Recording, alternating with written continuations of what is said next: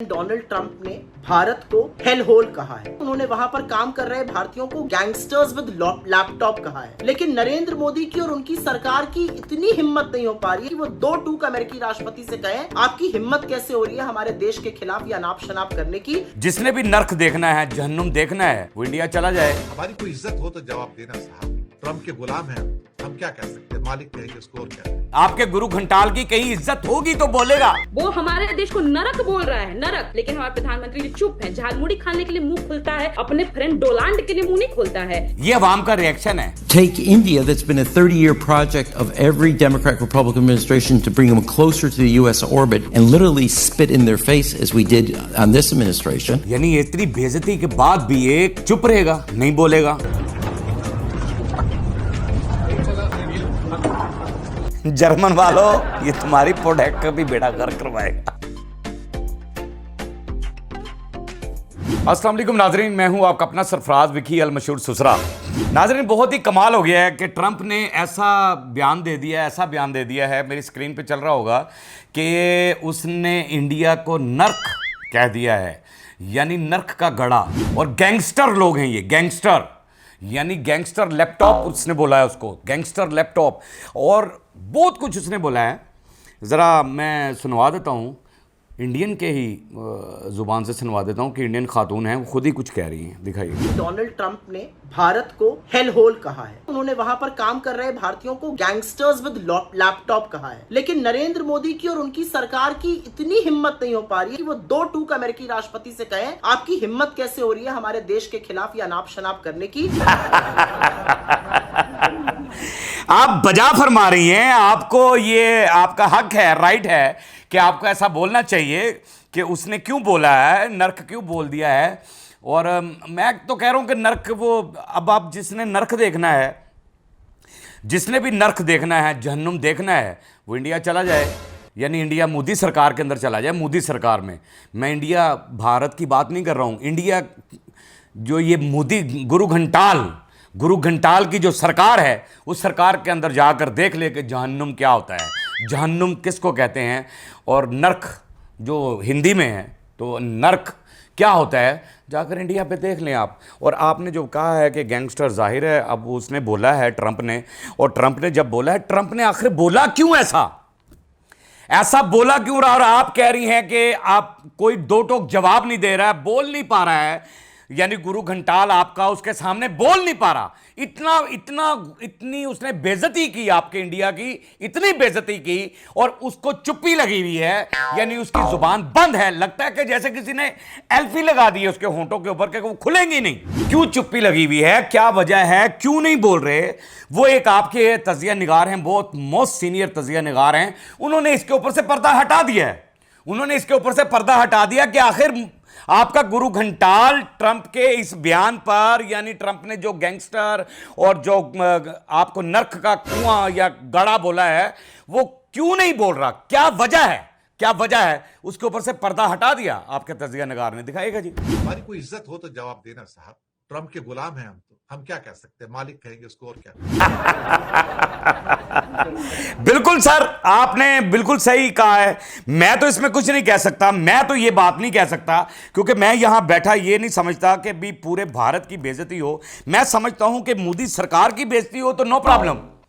मोदी सरकार की बेइज्जती, यानी गुरु घंटाल जो है, गुरु घंटाल की बेइज्जती जो है ना, वो होनी ही चाहिए।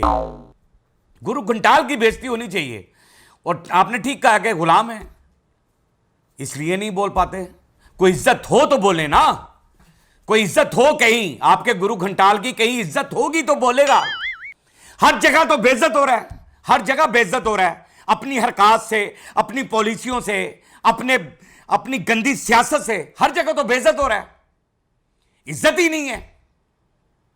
अरे इज्जतदार लोग बोलते हैं, इज्जतदार लोग जवाब देते हैं, वो पकड़ते हैं अगले का गिरेबान के आप क्यों बोले हैं, हमारे खिलाफ क्यों बोले, पूरे भारत के खिलाफ क्यों बोले, वो जवाब देते हैं।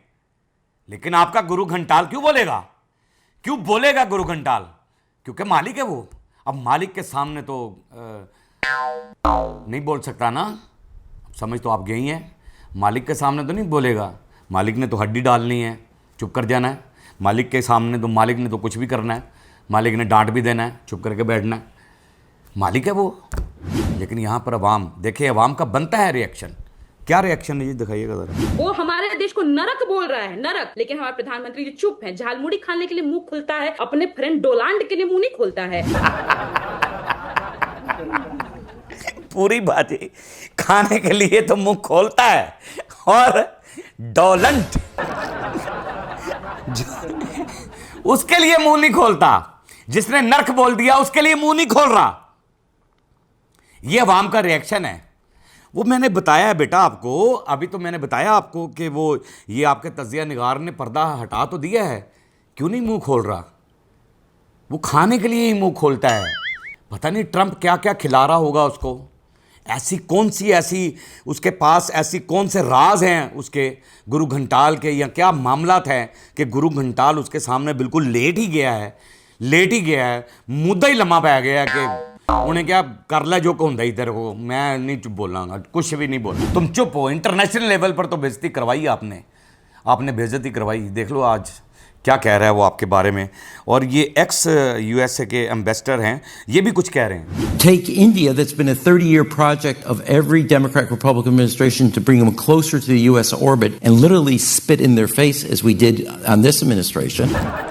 क्या कहूँ मैं इस पे, यानी मुझे खुद शर्म आ रही है, खुदा की कसम मुझे खुद शर्म आ रही है जो ये कह रहा है कि वो पूरी उसकी जो कबीना है, यानी पूरी जो बीना उसके ऊपर उसने कहा कि उनके मुंह के ऊपर थूक दिया उसने। अब ये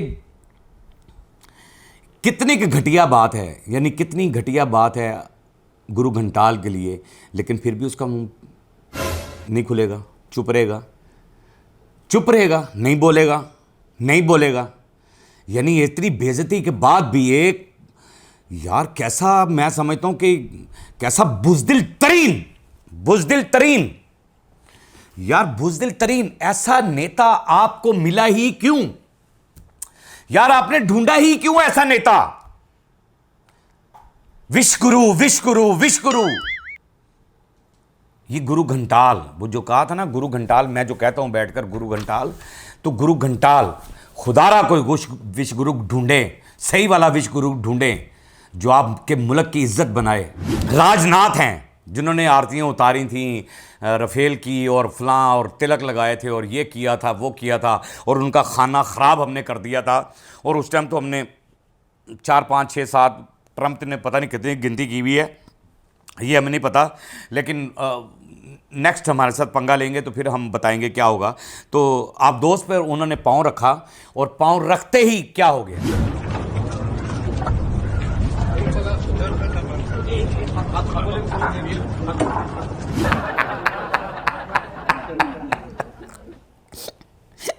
जर्मन वालों, ये तुम्हारी प्रोडक्ट का भी बेड़ा गर्क करवाएगा।